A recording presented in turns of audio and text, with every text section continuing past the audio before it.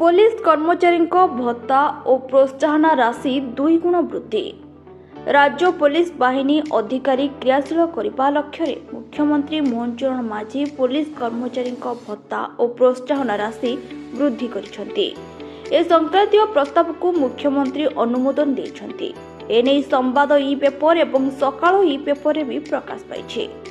Inspector पोशाक भत्ता 4,300 रु वृद्धि पाई 8,600 टंका को बढ़िला। सेहीपरि एसआई एएसआई पोशाक भत्ता 4,200 रु 8,400 टंका को वृद्धि पाई। अन्यपटे हाबिलदार कनेस्टेबल एवं सिपाही भत्ता 5,000 रु 10,000 टंका को वृद्धि पाई। सेहीपरि स्पेशल स्ट्राइक फोर्स रो एक्स आर्मी कर्मचारी 11,800 टंका को वृद्धि करा जायछि। एही पदवीर समान रैंक रे कर्मचारी और अधिकारी मानकु मध्य एही परिमाण रे भत्ता मिलिबो। सेहीपरि कनेस्टेबल सिपाही और समान रैंक रो कर्मचारी मानक पई एक्स्ट्रा ड्यूटी वार्षिक प्रोत्साहन राशि को सर्वाधिक 25,000 टंका पर्यंत वृद्धि करा जायछि।